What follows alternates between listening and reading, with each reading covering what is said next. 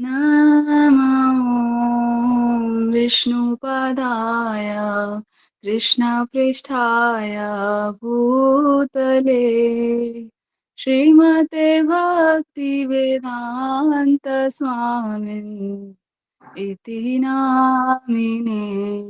नमस्ते सारस्वते देवे गौरवाणी प्रचारिणे निर्विशेषा शून्यवादी पाश्चात्यदेशतारिणे।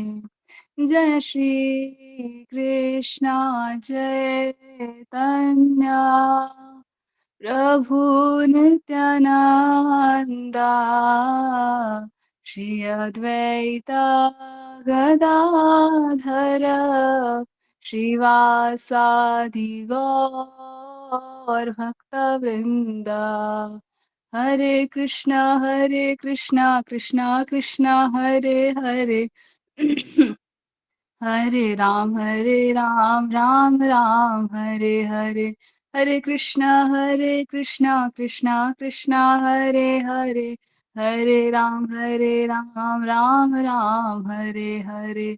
हरे कृष्णा कृष्णा कृष्णा हरे हरे हरे राम राम राम हरे हरे।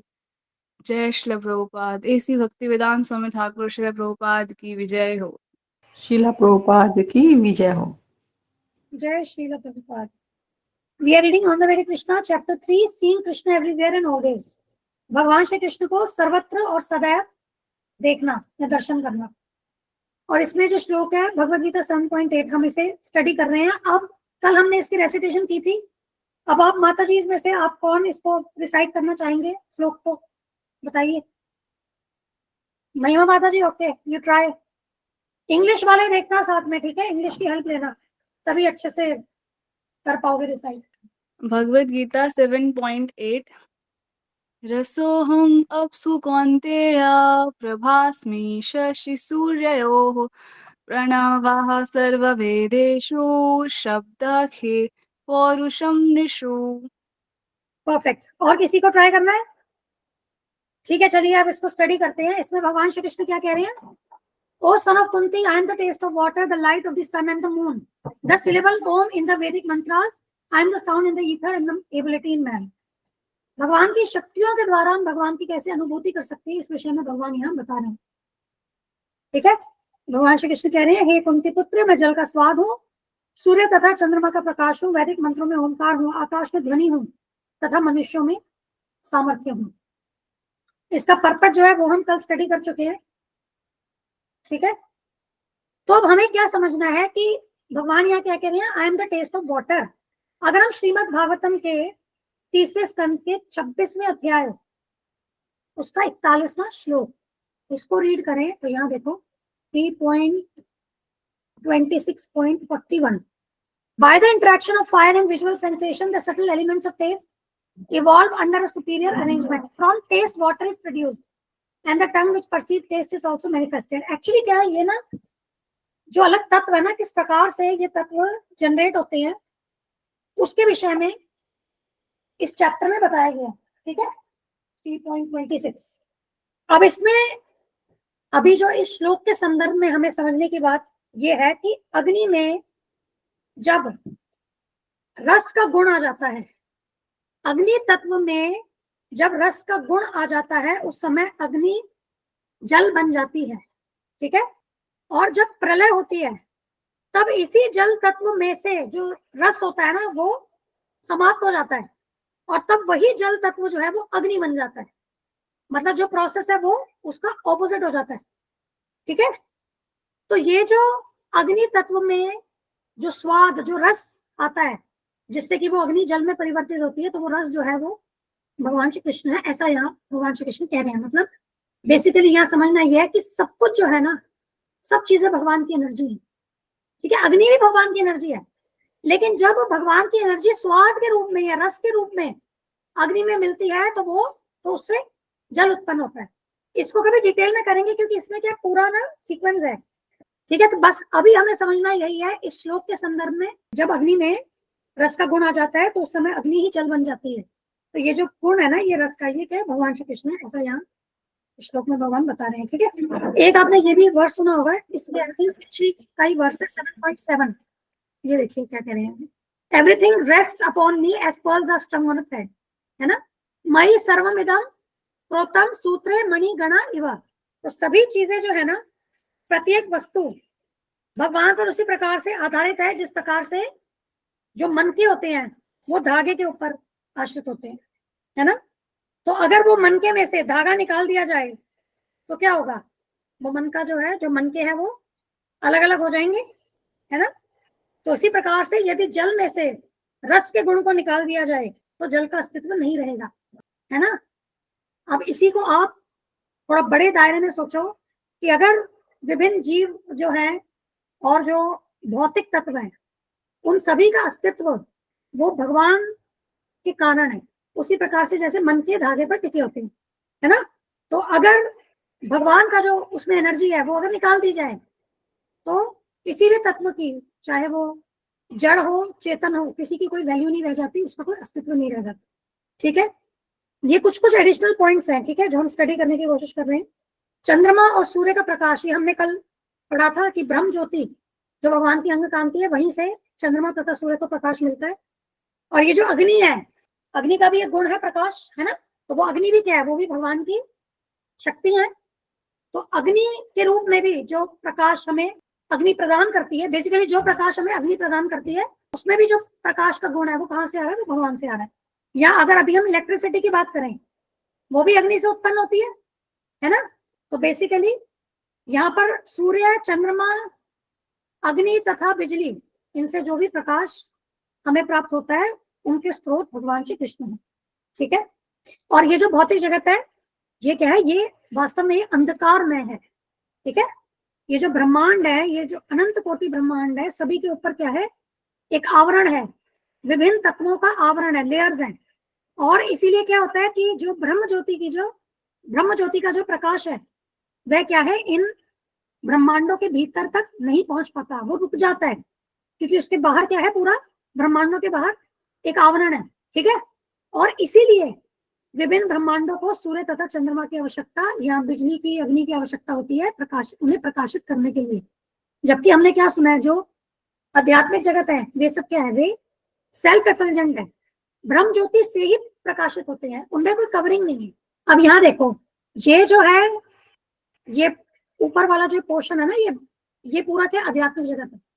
ठीक है, अब यहाँ जो है ये ब्रह्मांड है, ये जो बुलबुले दिख रहे हैं ना, ये अनंत कोटि ब्रह्मांड है, जिसमें से एक को पूरा यहाँ पर मैग्नीफाई करके दिखाया गया है कि उसमें 14 भुवन है। ठीक है ना, देखो सत्य लोक है, ब्रह्मा जी को लोक है टॉप मोस्ट। अब ये देखो ब्रह्मा जी कहाँ से, ये गर्भोदक्षाय विष्णु जी के नाभि से यहाँ से उत्पन्न हो रहे हैं, है ना। और ये देखिए ये महाविष्णु है कारण सागर में। ठीक है, ये जब श्वास बाहर कर रहे हैं तो ये अनंत कोटि ब्रह्मांड यहाँ से इनके छिद्रों में से निकल रहे हैं बुलबुलों के रूप में, है ना। तो ये कारणोदक्षाय विष्णु है, ये गर्भोदक्षाय विष्णु है। ठीक है, इनकी नाभि से यहाँ ब्रह्मा जी आए और फिर ब्रह्मा जी ने ये जो 14 लोक है इनकी क्या रचना करते हैं, भगवान से ही ज्ञान लेकर के बेसिकली, है ना। और अब फिर यहाँ पर जो ये गर्भोदक्षाय विष्णु है, ये देखिए गर्भ सागर, ये देख रहे गर्भोदक ओशन। अब इसमें क्या है कि लेयर्स हैं। अब आप देखो, अगर ब्रह्मांडों का देखोगे ना, इसके बाहर ये देखो, ये लेयर्स हैं, 8 लेयर्स दिख रही है। ये देखो, एक मिनट इसको और बड़ा करते हैं, ये देखो पृथ्वी, जल, अग्नि, वायु, आकाश, ठीक है, मन, बुद्धि, अहंकार, ये कवरिंग्स हैं, ये लेयर्स हैं, ये देख रहे हो। और हर एक जो लेयर है ना, ये अगला लेयर उसके 10 गुना बड़ी है। जैसे अगर अर्थ अगर x है तो वाटर 10x हो गया, फायर 100x हो गया, 1000x हो गया, 10-10 गुना मोटी होती जाएगी जैसे जैसे अब बाहर की तरफ जाएंगे। तो ये कवरिंग के कारण क्या हो रहा है, अब यहाँ पर देखो, ये ब्रह्म ज्योति है, यहाँ ये ब्रह्म ज्योति। अब ये यहाँ पर कवरिंग नहीं है, ये जो वैकुंठ के, ये अलग अलग लोक है वैकुंठ के, देख रहे हो, ये वैकुंठ लोक है। ठीक है, इसमें जो हाईएस्ट है वो लोक, वो क्या है, गोलोक वृंदावन धाम है। अब ये ब्रह्म ज्योति जो है ना, इन वैकुंठ लोकों को क्या प्रकाशित कर रही है। अब ये आगे तक भी ये ब्रह्म ज्योति जा रही है, लेकिन क्योंकि ये जो भौतिक जगत है ये सारे क्या है, ये लेयर से कवर्ड है, इनका आवरण है ये। ठीक है, तो ये इनसे कवर्ड है, इसके कारण वो रोशनी यहाँ अंदर नहीं जा पाती है। इसीलिए यहाँ पर भगवान ने सूर्य, चंद्रमा, अग्नि और बिजली की व्यवस्था की है। ठीक है, ये क्लियर है सबको? तो ये पता होना चाहिए। जैसे ही आई थॉट कि मैं आपको ड्राइंग से ही एक्सप्लेन करूं। और वैसे अगर हम बात करें, अगर वहां सूर्य, चंद्रमा, रोशनी और ये अग्नि और बिजली ना हो, तो ये जो भौतिक जगत है ये सारे क्या है, ये अंधकारमय है। तो अगर एक्चुअल आपको क्वालिटी देखनी है ना कि हम कहाँ रहते हैं, वो हमें रात में देखनी चाहिए। The actual quality of this material nature is darkness, अज्ञानता। ठीक है, डार्कनेस क्या है, अंधकार क्या है, अज्ञानता है ना। तो अगर हमें रियली देखना है कि हम कहाँ पर डाल दिए गए हैं, तो वो जो लोग है ये क्या है, ये अज्ञानता से पूर्ण अंधकार में लोग है, ये हमें समझना चाहिए। यही क्वालिटी है यहाँ की। अब चंद्रमा का जो प्रकाश है ना, उसमें एक और विशेषता है, वो शीतल करता है। चंद्रमा क्या करता है, शीतलता प्रदान करता है। जबकि आप देखो, जो भी वस्तु आप देखोगे जिससे प्रकाश निकल रहा है, उसमें आपको ताप दिखेगा, है ना। हम अग्नि की बात करें, प्रकाश है तो ताप है। सूर्य की बात करें, प्रकाश है लेकिन वो ताप के द्वारा है। बिजली भी, लेकिन ये जो चंद्रमा है ये प्रकाश भी प्रदान करता है, लेकिन ये शीतलता भी प्रदान करता है। और जो हमारी वेजिटेशन है ना यहाँ पर, मतलब जो वेजिटेशन जैसे फल और सब्जियां है ना, इनका जो रस होता है ना, इनमें जो रस होता है वो चंद्रमा से, वो चंद्रमा प्रदान करता है। चंद्रमा की एनर्जी से वो रस होता है। ठीक है, तो चंद्रमा एक स्पेशल हो गया, मतलब प्रकाश के साथ साथ वो शीतलता भी प्रदान कर रहा है ना। जो कि जनरली अगर हम देखें कि जो चीजें हमें प्रकाश प्रदान करती है वो ताप भी होता है उनमें, तो उसका ऑपोजिट है बेसिकली। चंद्रमा प्रकाश भी दे रहे हैं लेकिन साथ में क्या है, शीतलता प्रदान करते हैं। ठीक है, तो चंद्रमा का ऐसा विशेष प्रकाश, अब इसी को आप कनेक्ट कीजिए। देखिए, आप इसको ओम पूर्णमदः पूर्णमिदं पूर्णात् पूर्णमुदच्यते, इससे आप कनेक्ट कीजिए। तो देखिए, भगवान ने सारी व्यवस्थाएं कैसे के पूर्ण रूप से हमें प्रदान की है ना।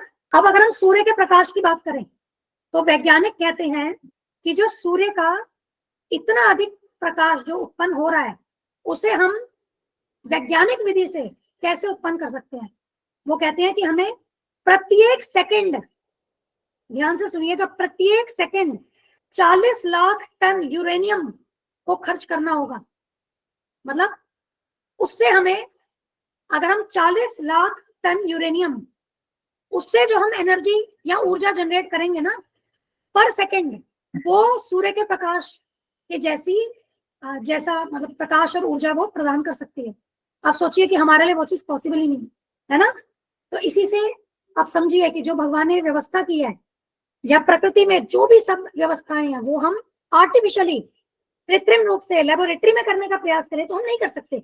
यही हमारी सीमा है, जो कि क्या है कि वैज्ञानिक लोग नहीं समझ पाते, है ना।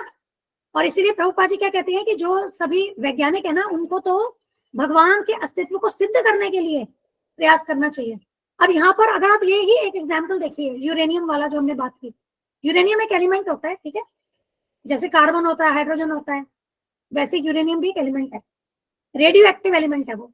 तो अब क्या होता है कि किसी भी चीज को, नेचर की किसी भी चीज को हम रेप्लिकेट नहीं कर सकते, परंतु फिर भी हम क्या, भगवान के अस्तित्व को नकारते हैं। तो ये बेसिकली क्या एग्जाम्पल्स हैं, उदाहरण है, जिससे हमें समझना होगा कि ये जो प्रकृति में जो भी व्यवस्था भगवान ने प्रोवाइड की है, ये हमारी समझ के बाहर है और हम इसको रेप्लिकेट नहीं कर सकते। तो इसीलिए हमें भगवान की जो सुप्रीमेसी है उसे हमें एक्सेप्ट करना चाहिए। ठीक है, ओमकार की ध्वनि पे मैंने आपको भेज दी थी वीडियो। ठीक है, एक्चुअली इन सभी को, इसका जो पिछला श्लोक है ना 7.7, कि जिस तरह से जो एक माला में मन के धागे पर टिके होते हैं, वैसे ही सब कुछ भगवान पे टिका है। तो यहाँ पर भी आप, अगर हम सूर्य और चंद्रमा के प्रकाश की बात करें, तो अगर यहाँ पर सूर्य और चंद्रमा में भगवान प्रकाश, बेसिकली ये जो प्रकाश है भगवान श्री कृष्ण के नेत्रों से उत्पन्न होता है। ठीक है, तो अगर भगवान इनमें प्रकाश ना डालें, या भगवान इनके अंदर प्रकाश के रूप में प्रवेश ना करें, तो सूर्य और चंद्रमा हमें प्रकाशित नहीं कर सकते, मतलब इन लोगों को भौतिक जगत को प्रकाशित नहीं कर सकते। तो इसको भी आप वैसे ही कनेक्ट करो कि अगर हम सूर्य चंद्रमा को मनके के रूप में लें और भगवान जो उसमें प्रकाश प्रदान करते हैं धागे के रूप में लें, तो जो चंद्रमा और सूर्य का प्रकाश है, वो जो भगवान प्रकाश प्रदान करते हैं, धागा उस धागे पे आधारित है। ठीक है, इस तरीके से आप सबको ऐसे आप कर सकते हो कनेक्ट। तो डायरेक्टली मतलब जो 7.7 में भगवान जी कह रहे हैं, ऐसे ही वेदों के सारे मंत्र ओम के ऊपर आश्रित है। ठीक है, अब वेदों के सभी मंत्रों को आप मन का समझो और ओम को क्या समझो, धागा समझो, है ना। तो ओम जो है उसी पे सभी वैदिक मंत्र जो है वे आधारित है। भगवान ओम के रूप में वेदों में प्रवेश करके सभी वैदिक मंत्रों को धारण करते हैं। ठीक है, और अगर ओमकार की ध्वनि इन मंत्रों से निकाल दी जाए तो ये सारे मंत्र क्या है, बिखर जाएंगे, इनका कोई अस्तित्व नहीं रह जाएगा। ठीक है, अब भगवान कहते हैं मैं आकाश में शब्द हूँ, आई am the sound in the ether. ठीक है, इसको भी हम स्टडी करेंगे जब हम तत्वों का करेंगे ना, जो मैंने अभी यहाँ नोट किया है, ये 3.26 ये वाला जो है, इसमें और डिटेल में इसको हम स्टडी करने की कोशिश करेंगे। ठीक है, आकाश में शब्द, तो बेसिकली इसमें भी होता है कि जब सृष्टि का निर्माण होता है ना, तो तामसी अहंकार में जब शब्द का गुण आ जाता है, उस समय वह तामसी अहंकारी आकाश बन जाते हैं।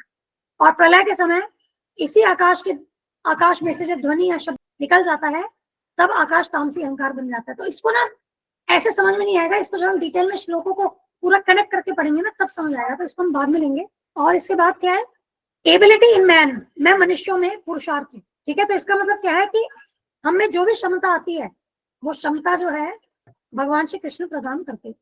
ठीक है, भगवान के अस्तित्व के बिना हमारे अंदर कोई सामर्थ्य नहीं है। और फिर भी हम अपने सामर्थ्य पे, अपनी बुद्धि पे और अपने जो भी प्रयास है उसमें बहुत ज्यादा क्या प्राइड फील करते हैं या अहंकार करते हैं, इस पर हम अहंकार करते हैं। तो हमें ऐसा नहीं करना चाहिए, हमें ये समझना चाहिए कि ये जो सामर्थ्य भी हमें जो प्रदान किया, इनफैक्ट अब इसको आप थोड़ा सा और इसको एक्सटेंड कर दो, चाहे उसमें आप सामर्थ्य की बात करो, बुद्धि की बात करो, कोई अंडरस्टैंडिंग हमारी अच्छी हो रही है, कोई हमारे कोई भी गुण है, ठीक है, किसी भी गुण की यहाँ आप बात कर लो, तो सब कुछ जो है ना वो भगवान से ही आया है। हम भगवान से स्वतंत्र होकर के हमारे अंदर कोई कैपेबिलिटी नहीं है। हरे कृष्णा माता जी। हाँ जी माता जी, हरे कृष्णा। इसको जैसे एक एग्जाम्पल होता है ना, वो हर जगह फिट होता है, तो ये वाला एग्जाम्पल भी इसमें भी हम ऐड कर सकते हैं कि जैसे वो लाइट वाला है ना, कि लाइट जब तक हमारे घर में हम चाहे कितना भी स्विच ऑफ ऑन करते रहे, लाइट कब आएगी, जब हमारा कनेक्शन उससे पावर ऑफ से होगा, तभी होगा ना, नहीं तो लाइट हमारे घर में आएगी ही नहीं।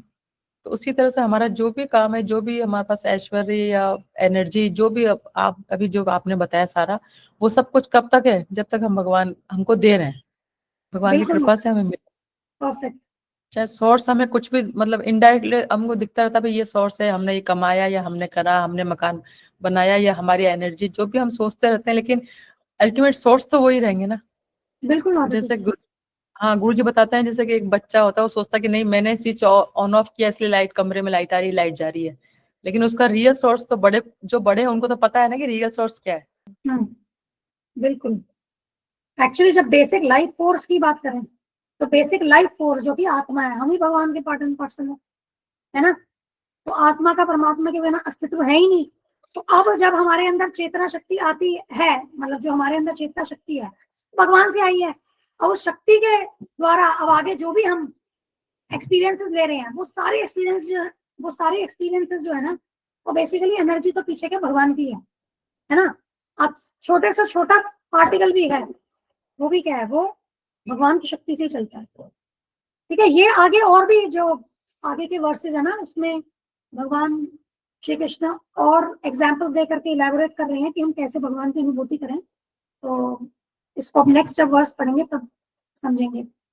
बेसिकली जो यहाँ पर कह रहे हैं ना प्रभुपाद जी, इस श्लोक के इसमें ये भी बताते हैं कि जैसे बताया जा रहा है कि भाई I am the taste of water.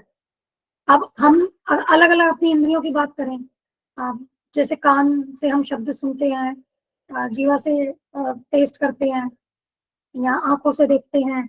तो अभी क्या है कि सबके ऊपर के भौतिक आवरण है ना, अशुद्ध है, इसलिए क्या है कि हम भगवान को रियलाइज नहीं कर पाते हैं, और यहाँ हम फंसे हुए हैं जो इंद्र तृप्ति की हम इच्छा रखते हैं और बस इसी में फंस करते रह रहे हैं। तो बेसिकली जब इस तरीके से हम परसीव करते हैं ना चीजें, जैसे I am the taste of water, जब हम पानी पिए तो हम ये समझे कि जो स्वाद है पानी का वो कृष्ण है, या कोई भी अगर रस अगर हम देखें, सारे रस जो है वो भगवान से उत्पन्न है ना, सारे शब्द जो है वो ओंकार की ध्वनि से उत्पन्न हुए हैं। जिस भी चीजों को हम देखते हैं, जो सारे रूप है जिनको हम देखते हैं, वो भी भगवान से कहीं ना कहीं क्या सारे भगवान से कनेक्टेड है, भगवान से उत्पन्न हुए हैं। तो जब हम ये प्रोसेस फॉलो करते हैं ना कि सभी चीजों को जो भी चीजें हम परसीव करते हैं, हम अपने इंद्रियों के द्वारा जो भी चीजें हम ग्रहण करते हैं अपने आसपास, यदि हम उनको भगवान के संबंध में देखेंगे ना तो हम हमारी शुद्धि होगी, समझे। तो इस तरीके से क्या है कि भगवान को हम समझ सकते हैं, और इसमें कोई ऐसा नहीं है कि हमें बहुत हाई नॉलेज की जरूरत है। यहाँ प्रभुपाद जी स्पेसिफिकली ये भी बोल रहे हैं कि इसके लिए ऐसा नहीं है कि हमें बड़ा प्रखांड पंडित होना पड़ेगा।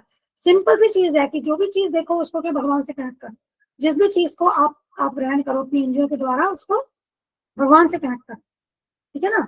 तो ये शुद्धि इसी से होती है। ऐसे करके और भी पॉइंट्स हैं, तो जिसको आप क्या है कि मैं एक बार ये श्लोक हम कर चुके हैं जितना मुझे याद है, मैं भेजूंगी, एक बार वो भी सुन लेना तो फिर कंप्लीट हो जाएगा ये, अगर मान लीजिए मुझसे कुछ छूट भी गया तो। ठीक है, चलिए फिर क्लोज करते हैं। आप लोग हो सके तो प्रैक्टिस कीजिएगा श्लोक रेसिटेशन के लिए। हाँ जी, पुष्पलोचनी माता जी बताइए। हरे कृष्णा माता जी। माता जी, जैसे हमने अभी पढ़ा कि मतलब जो भी चीज है वो सब भगवान की शक्ति है। अब जैसे माता जी हम डेली में अब जैसे हम सुबह जब भी पूरी दिनचर्या में जो भी हम कर रहे थे कि हम भोग बना रहे हैं भगवान के लिए, झाड़ू लगा रहे हैं भगवान का घर है, माता जी इस सब चीजों में तो चलो ठीक है हम याद रख रहे हैं, वो भी जब तक हम उस वर्क को कर रहे हैं। लेकिन जैसे ही मतलब थोड़ी देर हो जाती है ना, फिर वो माया घेर लेती है। तो मतलब कुल मिला के ये कहना चाहती हूँ मतलब कि हम पूरे दिन स्मरण नहीं कर पा रहे। जैसे कि मान लो अब हमें देखना है कि सूर्य का प्रकाश है कि ये भी भगवान की शक्ति है, अब जल का स्वाद है ये भी भगवान का मतलब भगवान की शक्ति है। पर हमें हर समय देखना है, लेकिन माता जी प्रयास करते करते मतलब मैं अपने आप की बता रही हूँ नहीं हो पा रहा माता जी, बहुत टिपिकल हो रहा है ये। प्रैक्टिस करिए माता जी, इसका यही सोल्यूशन है, प्रैक्टिस करिए, चैंटिंग अच्छे से करिए। जैसे जैसे शुद्धि होगी वैसे वैसे हमारी रियलाइजेशन जो है ना वो हो जाएगी। एक्चुअली क्या है कि अभी हम, क्योंकि अभी हमारा ये क्या है कि कल्मश है हमारे ऊपर, हमारे मन के ऊपर कल्मश है। उसके कारण क्या हो रहा है कि हम चीजों को सही रूप में नहीं देख पा रहे हैं। अब जैसे आंखों के आगे मान लो लाल चश्मा लगा देंगे सब कुछ लाल दिखेगा, है ना, हरा लगा देंगे सब हरा दिखेगा। तो अभी वही हमारा है, हम क्या कर रहे हैं, हमारे ऊपर जो हमारी आंखों पे जो चश्मा लगा ना वो माया का चश्मा लगा, है ना। तो इसीलिए जो वास्तविक उनका जो वो उन चीजों को हम परसीव नहीं कर पा रहे, उनकी अनुभूति वास्तविक उसमें नहीं कर पा रहे हैं। तो उसके लिए देखो हमें अभ्यास ही करना है, प्रैक्टिस करना है। जैसे जैसे हम चैंटिंग करेंगे, प्रैक्टिस करेंगे, ये जो भी डिवोशनल हमें एक्टिविटीज बताई है, तो ये जो चश्मा है ना ये अपने आप साफ होता जाएगा। तो देखो इसके लिए तो धैर्य, जो हमने उस दिन बात की ना, उत्साह, धैर्य, दृढ़ता, निश्चय। हाँ दृढ़ निश्चय, तो बस इसी के ऊपर ही हमें क्या है कि हमें बस ये जो 3 पॉइंट्स है ना इसको ध्यान रखना है और फॉलो करते जाना है बस। आई नो कि वो मुश्किल है, वो मेरे लिए भी पॉसिबल नहीं होता, मैं कर ही नहीं पाती मेजोरिटी केसेस में, है ना। जिस समय थोड़ा प्रेयर्स करते हैं तब थोड़ा ध्यान जाता है, कभी भोग बताते हैं थोड़ा, तो तभी तो कहते हैं ना कि 24/7 भगवान के लिए कार्य करें, तब रियलाइजेशन होगी, है ना। जब 24/7 भगवान के, अब वो हमारे लिए अभी उतना पॉसिबल हो नहीं पाता है, जबकि हमें पूरा प्रोसेस प्रभुपाद जी ने, गुरु जी ने बता रखा है। अब जितना जितना हम पालन करेंगे उतना, और जितनी शुद्धि होगी, अब ये समझना जरूरी है। अब जैसे क्या होता है कि अब कोई जर्म्स है, किसी को बुखार हो गया, जर्म्स है, डॉक्टर जो है डॉक्टर माइक्रोस्कोप में देख करके बता सकता है कि भाई ये बैक्टीरियल इन्फेक्शन है या ये वायरल है या जो भी है, उसका क्या कोई प्रोटोजोआ है क्या है, वो डॉक्टर बता सकते हैं, है ना, क्योंकि उनको उस चीज का ज्ञान है और उनको वो क्षमता, उनके अंदर वो सामर्थ्य है, क्षमता है, नॉलेज है एवरीथिंग की, उसको समझ सकते हैं। लेकिन अभी हमारा जो स्टेट नहीं है, हम वो चीज नहीं समझ पाएंगे। तो उसी तरीके से ये जब हमारा जो प्रोग्रेस होगी ना, वो प्रोग्रेस के ही अनुपात में होगा। वो जो रियलाइजेशन की जो आप बात कर रहे हैं ना, वो हम कितना प्रोग्रेस करते हैं, कितनी हमारी शुद्धि होती है, उसी के अनुपात में वो चीज होगी। तो इसीलिए क्या है कि प्रयास करते हैं, बस यही हो सकता है। और जब भूल जाए, अब चैंटिंग में भी तो गुरु जी बताते हैं ना कि आप चैंटिंग करते हैं, आपका मन यहाँ वहाँ भागता है, उसको वापस आप शब्द के ऊपर लेकर के आइए, है ना।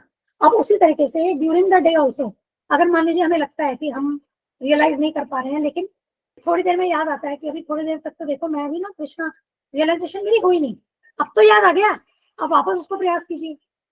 फिर भूल जाएंगे, कोई बात नहीं, फिर वापस उसको लेकर के आइए, वहां प्रयास कीजिए, ऐसे हो जाएगा। You have to bring your mind back to the focus, Krishna भावना की और माइंड को वापस लेकर के आना बस। तो वो अभ्यास और वैराग्य, इससे हमारा माइंड कंट्रोल होता है ना। तो माइंड तो क्योंकि वहां जाए, वहां यहाँ वहां जाएगा। अब ऐसा हो भी क्यों रहा है, हम क्यों रियलाइज नहीं कर पा रहे, इसलिए तो नहीं कर पा रहे हैं क्योंकि मन हमारा यहाँ वहां भाग रहा है। अगर मन कृष्ण भावना भावित हो कंप्लीटली तो हम हर एक चीज को रियलाइज कर पाएंगे, है ना। तो सारा क्या मन का गड़बड़ है। तो मन जैसे ही फोकस हटाता है कृष्ण से, उसको वापस कृष्ण पे लेकर के आना, वो प्रैक्टिस करनी है ना। तो ये तो हो गया आपका अभ्यास। अब वैराग कैसे होएगा? अब जब आप मन को भगवान की सेवाओं में लगाएंगे, भगवान से संबंधित सेवा में लगाएंगे, तो भौतिक से वैराग ऑटोमेटिकली हो जाए। आप समझ रहे हैं?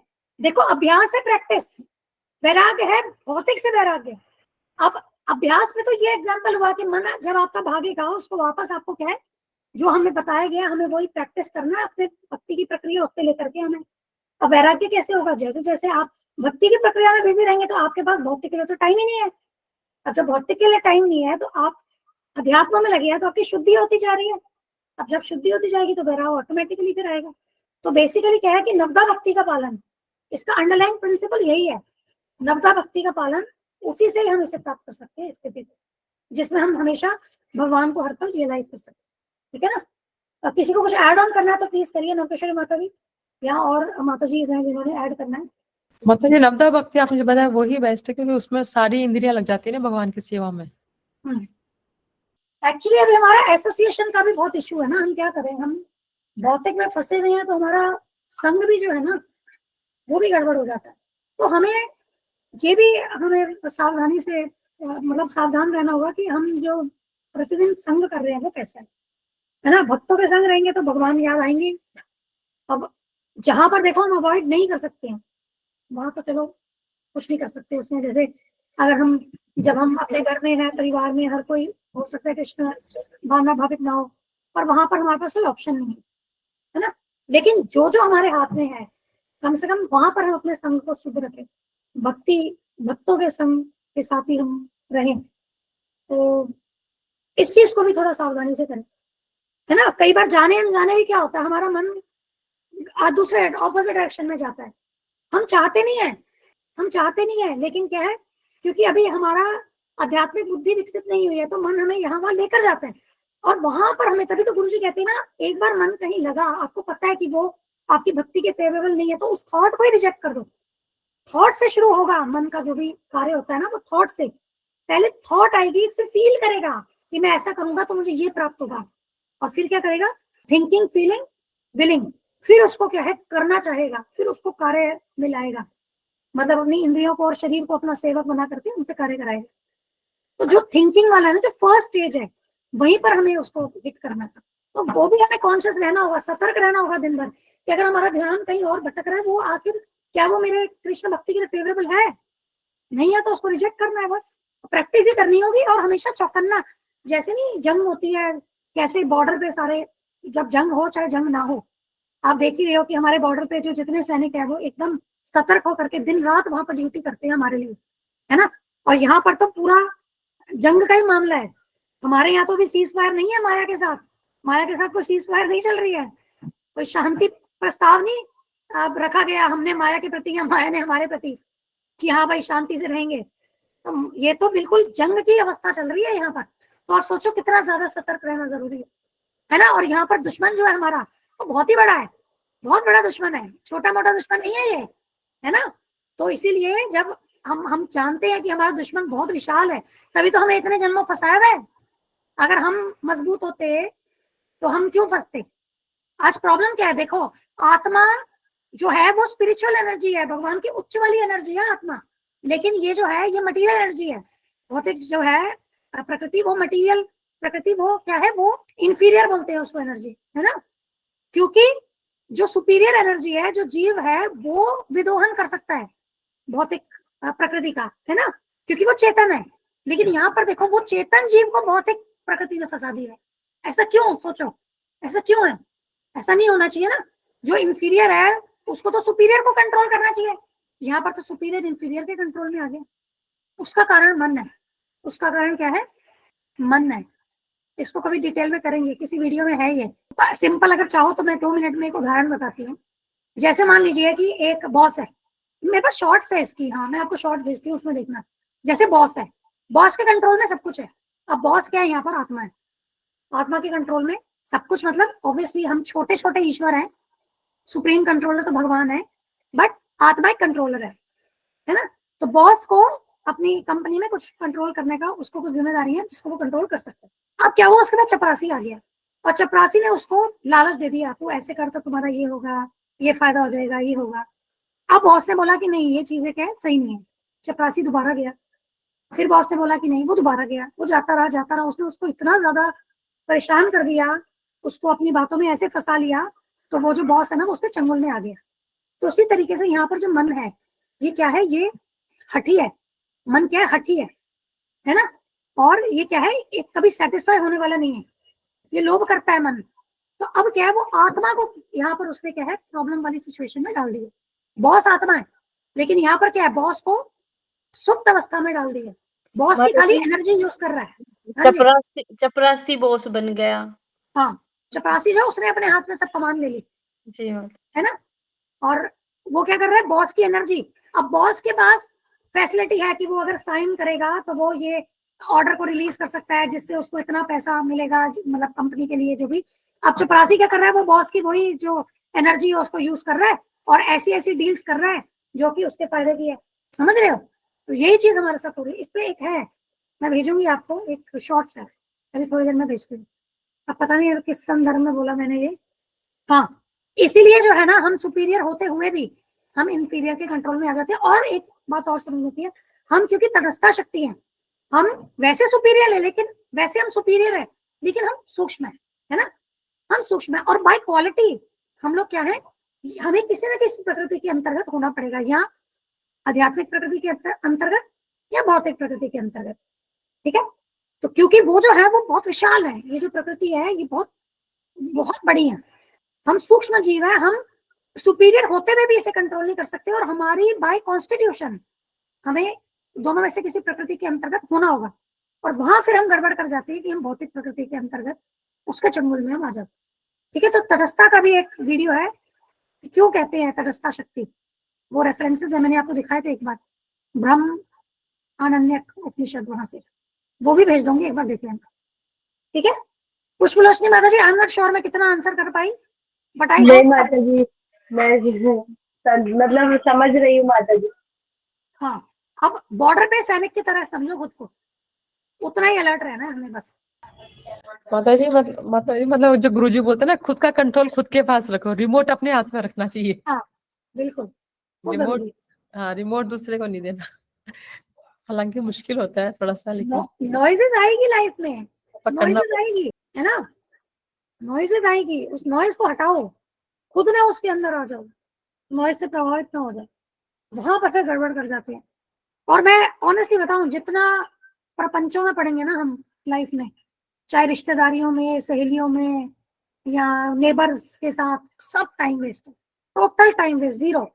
अपने आप को बिल्कुल, एक ना भक्त का एक गुण होता है, मितभाषी होता है वो, मितभाषी, मतलब जितना जरूरी है उतना बोलता है, समझे। अब इसका मतलब ये नहीं है कि वो मौन रहेगा, भगवान के विषय में बोलेगा, भौतिक चीजों में मौन है वो। तो प्रपंचों में नहीं पढ़ना, ये भी ध्यान रखना। आई थिंक इसको प्रपंच ही कहते हैं, नवकिशोर माता जी, प्रपंच ही कहते हैं, कुछ और कहते हैं। जी माता जी। माता जी इसी पॉइंट पे, ऐसे कि माताओं का बता रही हूँ, नॉर्मली जो माता होती है, उसमें इंक्लूडिंग मैं भी हूँ, और किसी का कॉल आ जाता है, और बताओ क्या चल रहा है, और बताओ माता जी, और बताओ ने ना इतना दिमाग खराब कर रखा है। कभी कभी तो इस और बताओ को बहुत इग्नोर भी करा जाता है। हाँ मैं करती भी हूँ, लेकिन कभी कभी वो और बताओ में ना मैं खुद ही फंस जाती हूँ माता जी। फिर बाद में सोचती हूँ ये मैं क्या कर रही थी, वो फालतू के प्रचल में कैसे फंस गई मैं, ऐसे होता है माता जी। तो उसको रिमोट कंट्रोल दे दिया ना, अभी जो नवकिशोरी माता जी कह रही थी, और बताओ वाले को रिमोट कंट्रोल दे दिया कि चलो तुम मुझसे पूछो, मैं तुम्हें बताती हूँ, है ना। माता जी भगवान की बातें शुरू कर दो ना, तब तो सामने वाला चुप ही हो जाता है, और फालतू की बातें करते रहो, फिर तो बस बातें ही चलती रहेगी। तो इसलिए भगवान की बिल्कुल। बातें शुरू कर दो, वो फिर बोलना ही बंद कर देगा आगे से। हाँ, और माता जी पता है, जाने अनजाने हमसे बहुत अपराध हो जाते हैं। प्रॉब्लम यह है कि बातों बातों में ना आपको पता नहीं चलेगा कि क्या क्या बोल दिया, वो जाने अनजाने, वो नहीं पता, अब उसका भी भुगतान करना होगा हमें।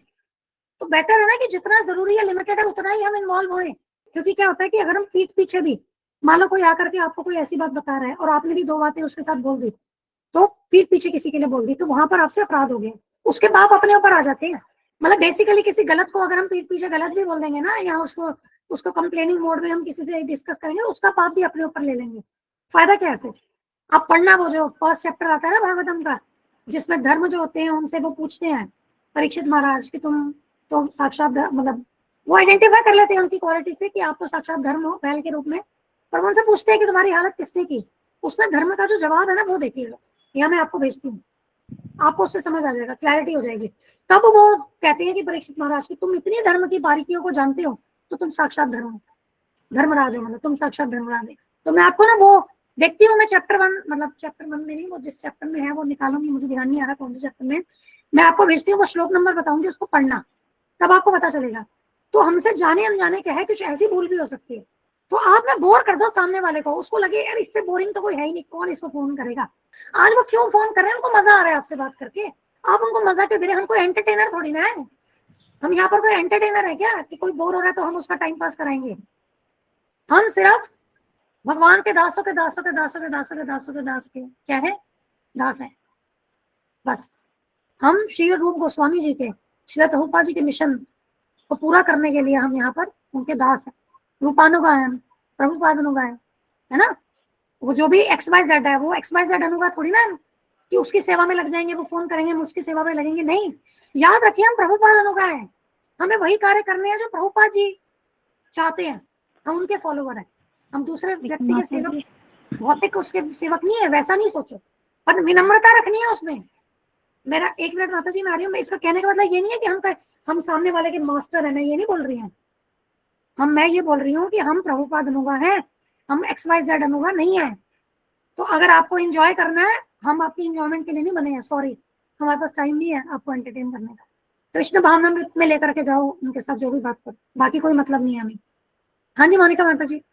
लेकिन माता जी बुराइयों से कैसे बचा जाए, बहुत दिमाग क्या? में होता है माता जी, बुराइयों से कैसे बचा जाए माता जी। ज्वाइंट फैमिली हो माता जी, बहुत बुराइयां होती है मेरी।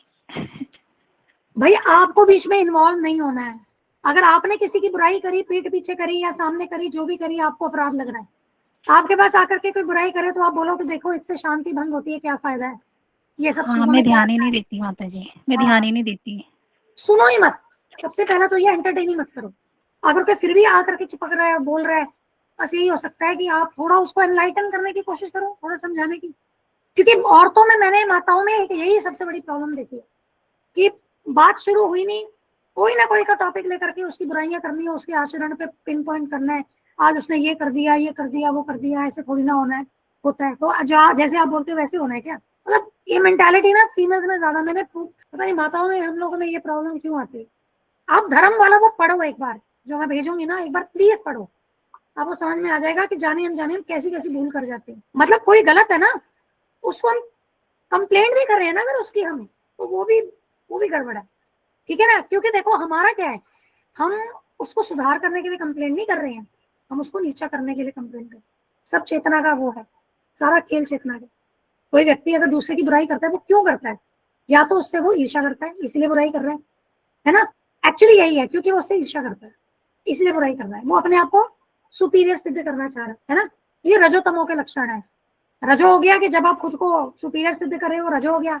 अब ईर्ष्या ऐसी कर रहे हो कि दूसरे को डिस्ट्रॉय कर दो, वो तमो में भी चला गया। वो तमो में होता है वो चीज कि आप किसी से इतनी ईर्ष्या करते हो कि उसको डिस्ट्रॉय करना चाहते हो। तो आप एक तरीके से अगर किसी के सामने बुराई कर रहे हो तो आप उसको डिस्ट्रॉय तो कर रहे हो, उसकी पर्सनैलिटी को, उस व्यक्ति के सामने, तो आप तमोगुणी हो गए। फिर अब हमें डिसाइड करना है कि हमें तमोगुण में रहना है या हमें सतो की ओर जाना है। पूरे गिर गए फिर उसमें तो हम। और आगे वैष्णव एटिकेट की क्लासेस करेंगे ना, तो उसमें गुरुजी ने इस पर जो चर्चा की है, जो आगे आएगा उसको और समझेंगे, ठीक है। चलो ठीक है, अभी क्लोज करते हैं, हमारी तो फास्टिंग है, गोपाल की तो फास्टिंग नहीं है, भोग सेवा। अब कोई क्वेश्चन होगा तो आप ग्रुप में भेज देना। अब मंडे मिलेंगे, वील रीड 7.9, 2-3 वीडियोस भेजूंगी, उसको प्लीज सुन लेना। जी माता जी, थैंक यू सो मच माता जी। हरे कृष्णा, धन्यवाद, Thank you. प्रणाम, जय श्री प्रभुपाद। हरे कृष्ण माता जी, धन्यवाद, हरे कृष्णा माता जी। हरि बोल, हरे कृष्णा माता जी। हरे कृष्णा माता जी, धन्यवाद, प्रणाम, जय